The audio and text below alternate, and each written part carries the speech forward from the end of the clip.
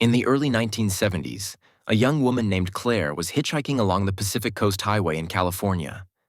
It was late afternoon, and she was eager to get to Los Angeles for a concert. After waiting for some time, a red car pulled over. The driver was a clean-cut man in his mid-30s who seemed friendly enough, and he offered her a ride. At first, the ride was uneventful. The man made some small talk about the beautiful California weather and asked her about her plans. But as they drove farther, his demeanor started to change. He became restless, his hands tapping the steering wheel in a jittery way. Claire noticed that he kept glancing at her in the rearview mirror with an unsettling intensity. He began asking odd questions, like whether she had a boyfriend and if she believed in fate. The conversation turned darker when he started talking about murder, how people could disappear so easily and no one would ever find them. As they neared a secluded stretch of road, Claire's heart pounded in her chest. She knew she had to act fast. When the car slowed down for a red light, she unbuckled her seatbelt, threw open the door, and bolted from the car. The man yelled after her, but she didn't look back. Claire ran to a nearby diner and called a friend to pick her up. Years later, she was watching TV when a mugshot flashed on the screen during a news report. It was of Rodney Alcala, the serial killer known as the dating game killer. Claire's blood ran cold. The face on the screen was the man who had picked her up that day. Had she not escaped when she did, she might have become one of his victims. In 1994, Dennis, a 22-year-old Canadian traveler, was hitchhiking across the country, making his way from Ontario to British Columbia. He was trying to save money by getting rides from strangers, something he'd done several times without issue. One afternoon, a beat-up pickup truck stopped for him just outside a small town in Saskatchewan. The driver, a man in his 50s, offered him a ride to the next major city. At first, the conversation was casual, with the man asking Dennis where he was from and what brought him out there. But after about half an hour, the man's tone shifted. He started talking about death and violence, mentioning how easy it would be to hurt someone and leave them out in the wilderness, where no one would ever find them. Dennis felt a chill run down his spine. The driver glanced at him with a strange smile, and his eyes held an unnerving intensity. As the road became more remote, the man leaned closer to Dennis and said, "You know, you're lucky. Lucky that I don't feel like killing anyone tonight." Dennis forced a nervous laugh and tried to keep the conversation light, but inside, he was panicking. He knew he had to get out of the truck, but they were in the middle of nowhere. When they finally approached a gas station, Dennis pretended he needed to stop for food. The driver agreed to pull over, but before the truck came to a complete stop, Dennis flung the door open and ran into the station. The man didn't follow him, and after a few minutes, he drove off. Shaken, Dennis never hitchhiked again and never forgot the man's chilling words. In 1957, Alan, a factory worker in his late 30s, was driving home late one night on a quiet stretch of road outside of Manchester, England. It was raining heavily, and visibility was poor. As he drove, he saw a young man walking along the side of the road, soaking wet. Feeling sorry for him, Alan pulled over and offered him a ride. The young man silently climbed into the passenger seat, his face pale and clothes drenched from the rain. Alan tried to strike up a conversation, asking where he was headed, but the young man barely responded, offering only short, vague answers. He stared straight ahead, not looking at Alan or acknowledging much of what he said. Alan felt uneasy, but chalked it up to the weather and the late hour.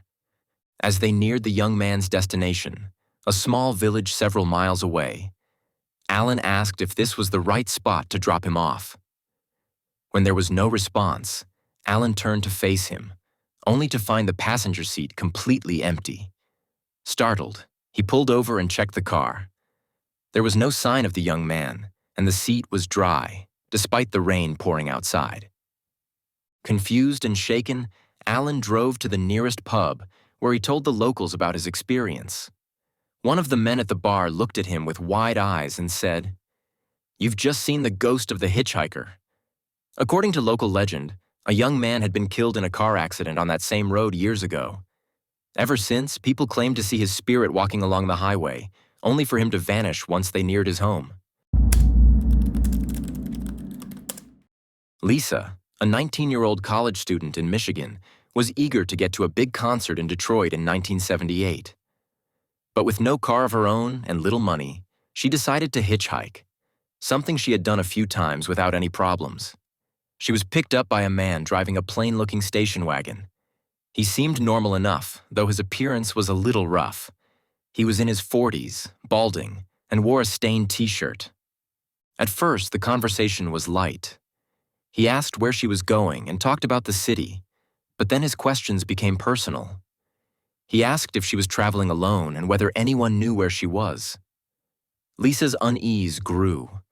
Then, seemingly out of nowhere, the man asked, "Aren't you afraid of dying?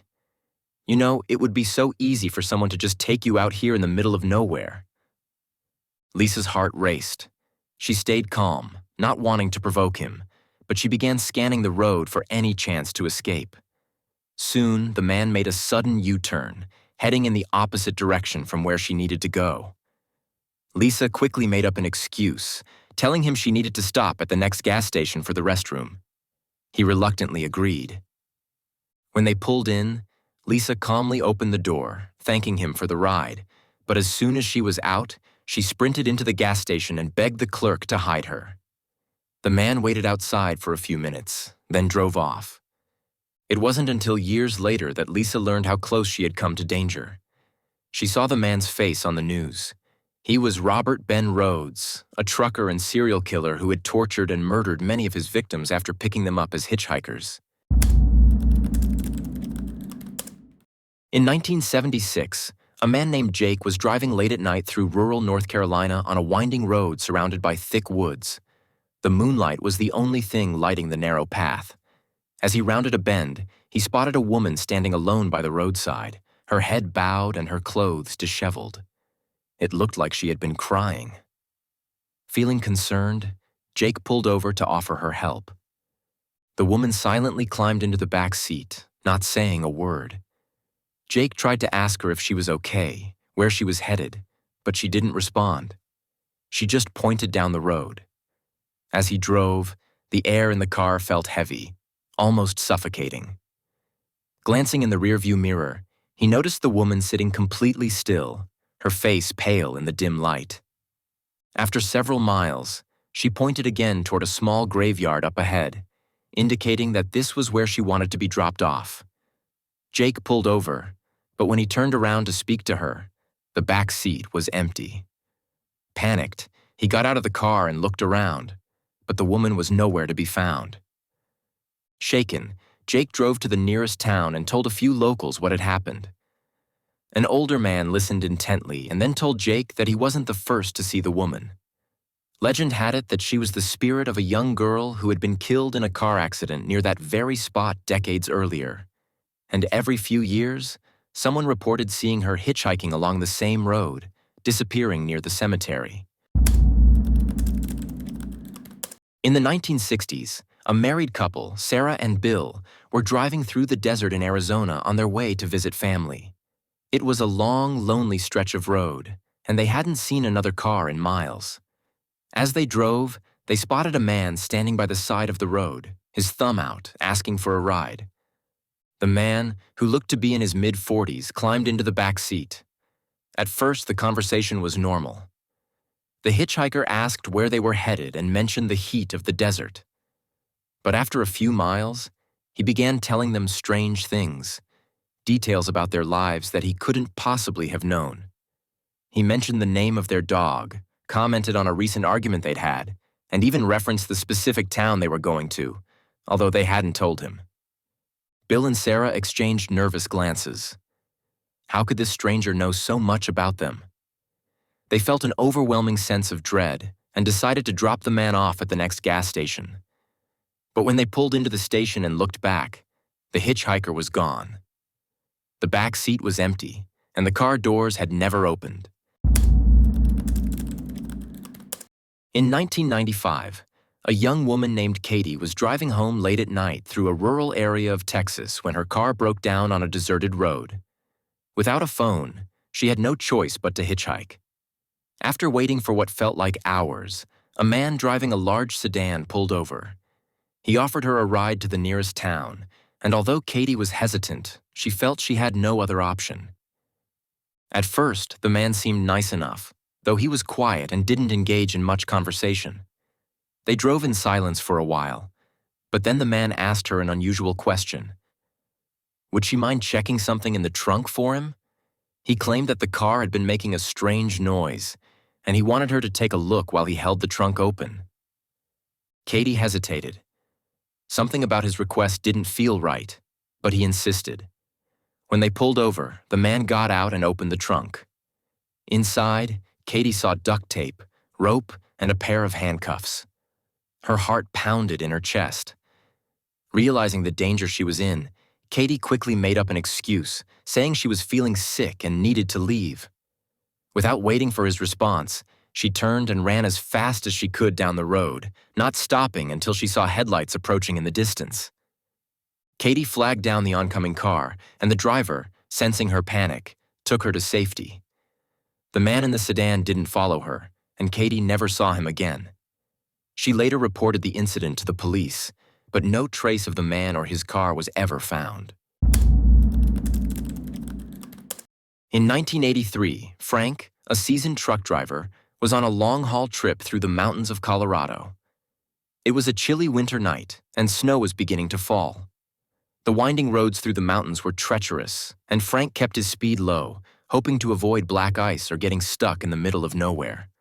As he carefully navigated a narrow pass, he spotted a man standing on the side of the road with his thumb out.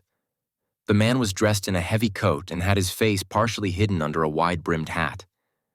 Although Frank was tired and eager to reach his destination, he decided to help the hitchhiker, feeling that no one should be out in that kind of weather. He pulled the truck to a stop, and the man silently climbed into the passenger seat. The hitchhiker didn't say much, just a quiet "thank you" as he settled in. Frank asked where he was heading, but the man remained mostly silent, staring straight ahead as they drove deeper into the mountains. As the miles went by, Frank began to feel an eerie tension in the truck cab. He tried to make conversation, but the hitchhiker gave only the briefest of replies. His silence was unnerving, and Frank noticed that he never seemed to take his eyes off the road, never glancing around, never shifting in his seat. Eventually, Frank decided to stop for coffee at a diner that he knew was coming up ahead. He figured the man could use a break, and maybe it would help ease the tension. As they pulled into the parking lot, Frank turned to ask the man if he wanted something to eat. But when he looked at the passenger seat, it was completely empty. Startled, Frank got out of the truck and looked around. There was no sign of the man. He checked the cab, the parking lot, and even went inside the diner to ask if anyone had seen his passenger get out, but no one had. The waitress, who had worked at the diner for years, listened to Frank's story with a serious expression and told him he wasn't the first trucker to pick up the silent hitchhiker. According to local legend, a man had died in a crash on that road many years before, and since then, people had reported picking him up only for him to vanish before reaching his destination. In the 1980s, a trucker named Joe was making a late-night delivery through the deserts of New Mexico. The highway was long and empty, with only the moon and stars lighting the barren landscape. Joe had been driving for hours and was starting to get tired when he spotted a woman walking along the side of the road, wearing a torn dress and no shoes. Her hair was wild, and she looked disoriented. Concerned for her safety, Joe pulled over and asked if she needed help. The woman didn't say much but nodded and climbed into the cab of the truck. Joe assumed she had been stranded or was running from something, but when he asked her if she was okay or needed help, she didn't respond. She just sat quietly, staring out the window with a distant expression. Joe tried to make conversation, asking where she was heading, but she remained silent, her hands folded neatly in her lap. As they drove through the desert, Joe started to feel uneasy. Something about the woman's silence and strange appearance unsettled him. After a while, he decided to stop at a rest area to stretch his legs and clear his head. He turned to the woman and asked if she wanted to come inside and grab something to eat, but when he looked at the passenger seat, she was gone. The door hadn't opened, and there was no sign of her anywhere. Joe, confused and a bit shaken, went inside the rest stop and asked around, but no one had seen the woman get out of his truck. After telling his story, an older trucker overheard and pulled him aside, telling him that many drivers had picked up a woman fitting that description over the years. She was believed to be the ghost of a woman who had been murdered by her husband in the desert decades ago. Ever since, she had been spotted wandering the highways at night, looking for a ride but never reaching her destination. In 1941, a man named Edwin was driving through the Pennsylvania countryside late at night. He was heading home after visiting friends in a nearby town and was taking a shortcut through a rural area known for its quiet, winding roads. The moon was bright and the air was cold, with only the occasional sound of crickets breaking the silence. As Edwin drove past an old cemetery on the outskirts of a small village, he spotted a young girl standing by the side of the road. The girl, who looked to be about 12 or 13 years old, was wearing an old-fashioned white dress, the kind children wore in the early 1900s. She looked lost and alone, standing in the moonlight with her arms wrapped around herself as if she was cold.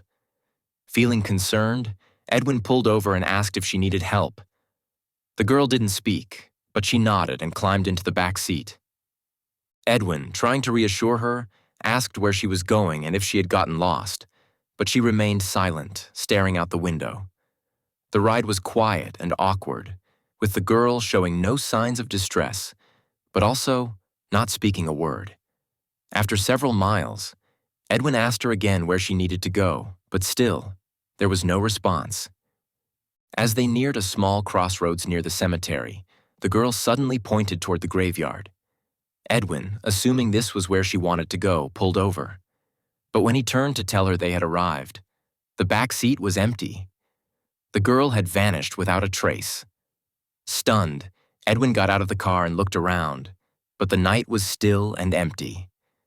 Later, Edwin learned that many locals had seen the girl over the years, a ghostly figure believed to be the spirit of a child who had died in a tragic accident near the cemetery decades earlier. She was known to hitch rides from unsuspecting drivers, only to disappear before reaching her destination. Thank you for listening. We hope you've enjoyed the story. Don't forget to like, subscribe, and hit that bell button, and we'll notify you when the next story comes out.